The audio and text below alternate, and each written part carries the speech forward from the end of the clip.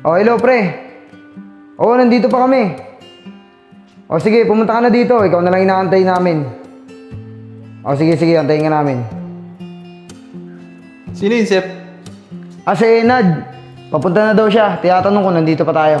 Sige, Sep. Share mo na lang yung location ng bahay ko para mabilis siya makapunta. Tol, pasensya na kayo kung medyo natagalan. Traffic kasi sa mga nadaanan ko eh. Ayos lang, tol. Kung napaaga-aga ka nga, baka nakapaglaro ka pa ng basketball eh. O siya nga pala, ano mang gagawin natin dito? Mag-inom ba tayo? Sige, Nad. Mag-inom tayo. Total, late ka naman dumating eh. Ikaw na sumagot ng alak. Okay ba sa inyo yung mga tol? Oo nga, Nad. Dahil late ka, ikaw na sumagot ng alak. Oo nga, Nad. Ikaw na sumagot. O sige na nga, ano pa nga ba mga gagawa ko? O ito pambili o. Yun! O sino bibili? Ako na, Nad. Tara, Nico. Bili tayo. Oy, mag-iingat kayo ha. Ayos to, Tol. Kaya pre, Pangalak na tayo. Kamusta nga pala yung project mo dun sa Laguna? Uy, Kevin. Alam mo naman magra-rides tayo, ba't di ka nagdala ng sarili mong motor? Sep, wala akong motor. Hindi na kasi ako bumili niyan eh. Kasi hindi naman ako marunong mag-drive. Kaya mangkas na lang ako kay Esko. Ganun ba? Ba't hindi ka nalang nagpaturo sa amin magmotor? Madali lang naman matuto niyan eh. Sep, sino pa ba inaantay natin? Ba't hindi pa tayo maalis? Sino pa? Di si Enad. Nag-chat ako kahapon sa GC. Hanggang ngayon, di pa rin nagre-reply. Sep, walang cellphone si Enad. Nawala yun yung nag-inom tayo sa amin. Bumalik pa nga siya nun eh, para hanapin. Kaya lang, di niya nakita. Paano nangyari yun? Tayo-tayo lang naman magkakainuman dun. Ano yun? Isa sa atin yung kumuha? Malabo mangyari yun, Sep. Kaya wala namang gagawa sa atin yun eh. Baka sa ibang lugar na wala na Enad yun, di kala Nico. Sa bagay, Sep. May punta to si Kevin. Baka sa ibang lugar na wala ni Enad yun. Sa bagay, baka sa ibang lugar nga na wala na Enad yun kasi lasing siya. Kaya ang akala niya, nawala niya doon sa bahay nila Nico. O paano? Tayo na lang muna. O sige, tara. Tara na. Tara, Bin.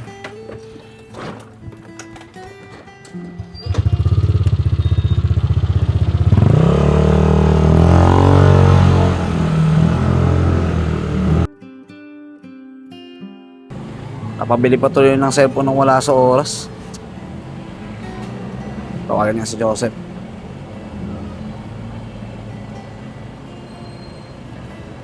Hello, Sep. Hello, sino to?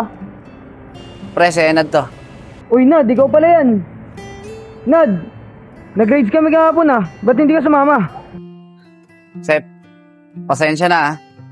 Pero siguro, laylo muna ako sa pagsama sa inyo. Oh, bakit naman?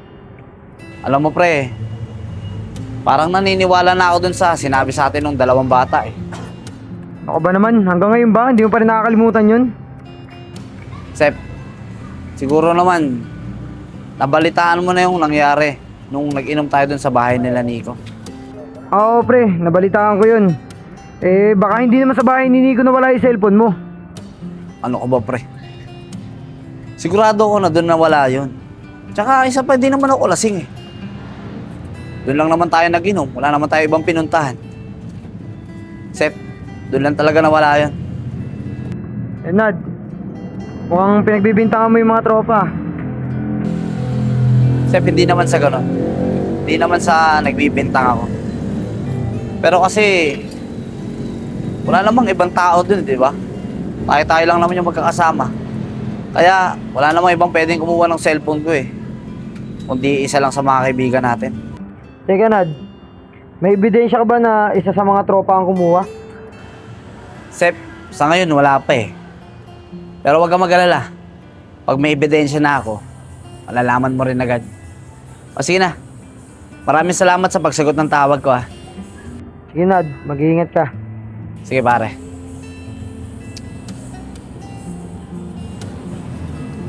Teka. Ayun yung dalawang bata.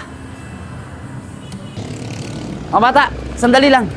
Kuya, bakit po? Sino po kayo? Teka, hindi nyo ba ako naalala? O sige, ganito na lang. Naalala nyo ba yung dun sa may harap ng restaurant? Yung sinabihan nyo na isa sa amin nagpapanggap na mayaman? Ay, po, naalala ko na po. Bakit po? Ano po bang kailangan niyo sa amin? Mga bata, pwede ba ako magtanong? Pwede nyo bang sabihin sa akin kung sino sa amin yung nagpapanggap na mayaman? Vince, sabihin na natin para makabawi na tayo. Chong, huwag na. Baka mamaya mas-set up pa tayo ng mga yan eh. Yung magkakaibigan yan. Sa bagay, tama ka nga. Kuya, pasensya na po ah. Ayaw po kasi namin madamay eh. Ay, hindi mga bata, huwag kayong mag-alala. Akong bahala, walang mangyayaring masama sa inyo. Kuya, pasensya na po. Pag-iisipan po muna namin. Paganda na po kami sabihin sa'yo. Pupuntahan na lang po namin kayo. Ganun ba? O sige, ganito na lang. Bata, may cellphone ka ba? Ay, opo. Meron po akong cellphone. Pwede ko ba hiramin? Sige po. Oh, yan contact number ko. Pagka handa na kayo sabihin sa akin, tawagan niyo ako, pupuntahan ko kayo. Sige po, kuya. Paano po? Dito na po kami ah. O sige, mag-ingat kayo ah. Tara, Chong. Tara.